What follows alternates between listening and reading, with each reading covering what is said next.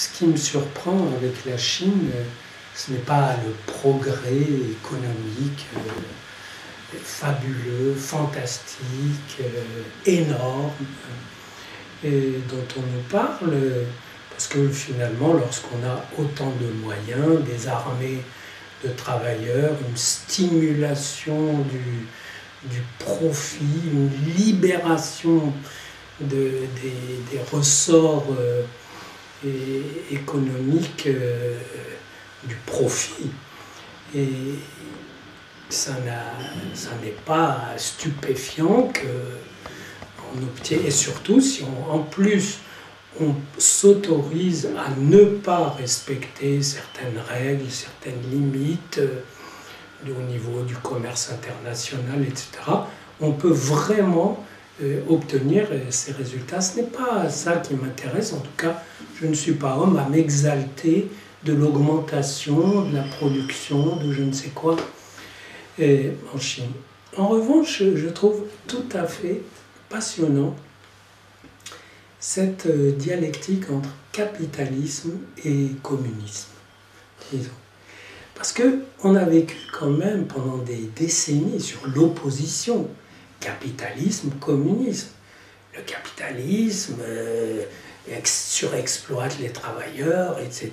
Ils seront sauvés par le communisme. Ou le communisme, là où il a eu lieu, aliène les travailleurs, instaure des régimes bureaucratiques, il faut revenir au capitalisme, voir la Russie, les ex-pays soviétiques, etc. Mais c'est toujours une opposition. Et moi, j'ai inventé, j'ai mis en œuvre dans un livre déjà, mais dans d'autres textes, le concept d'entre-deux. C'est-à-dire, ce n'est pas un juste milieu, pas du tout, c'est une interaction qui fait que, en l'occurrence, le communisme en Chine agit pour renforcer le capitalisme.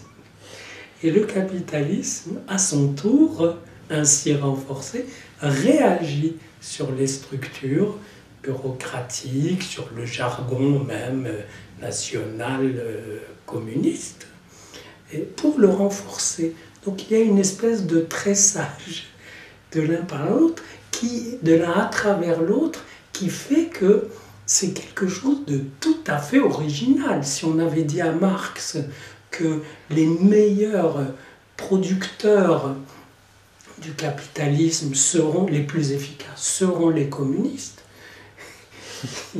il aurait eu des parasites dans le cerveau, ça aurait grésillé. Or, il se trouve que c'est bien comme ça que ça marche. Et avec toutes les choses qu'on remarquait dans les pays communistes et toutes les choses qu'on remarquait aussi dans les pays capitalistes. J'ai des amis, par exemple, qui ont travaillé à l'installation de la foire de Shanghai, des architectes, et ils me disent que le soir, il y a une vie nocturne des chantiers où les ouvriers s'échangent des choses pour pouvoir mieux manger, etc., parce qu'ils sont dans des conditions absolument affreuses, et surtout, ils ne savent pas à quoi ils travaillent. Ils exécutent. C'est-à-dire l'esprit le plus borné qu'on a critiqué dans des formes de taylorisme qui sont dépassées dans le capitalisme occidental, on peut les retrouver là-bas avec d'autres formes beaucoup plus élaborées du capitalisme, mais portées par un discours et une structure, une bureaucratie, une mentalité cadrée par l'idéologie communiste.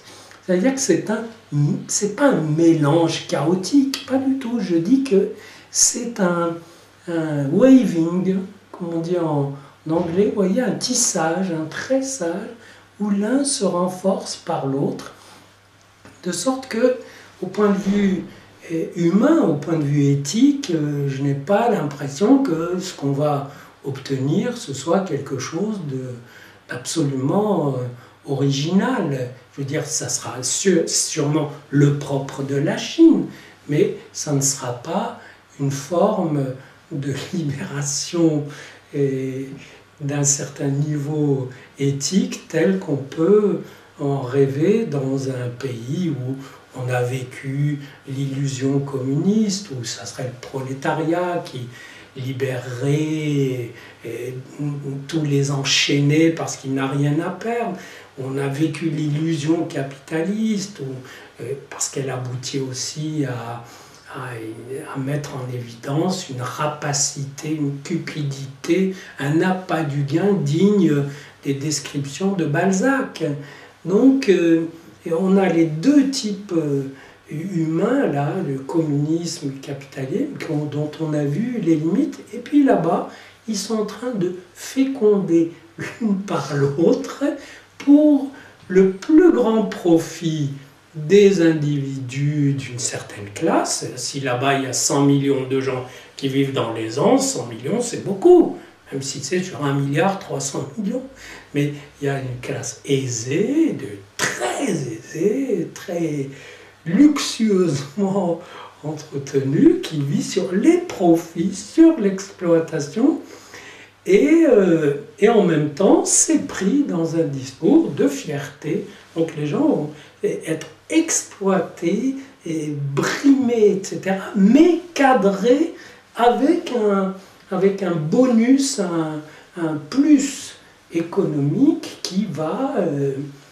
les gratifier. Donc ce n'est pas sûr que la grande révolte des ouvriers, de la classe productrice qu'attendent ici des stratèges, pas sûr, pour que ça augmente les prix, vous savez, pour que ça augmente les coûts et que ça redevienne un peu plus normal, ce n'est pas sûr que cette révolution va se produire de sitôt. Donc on a là quelque chose de vraiment très singulier.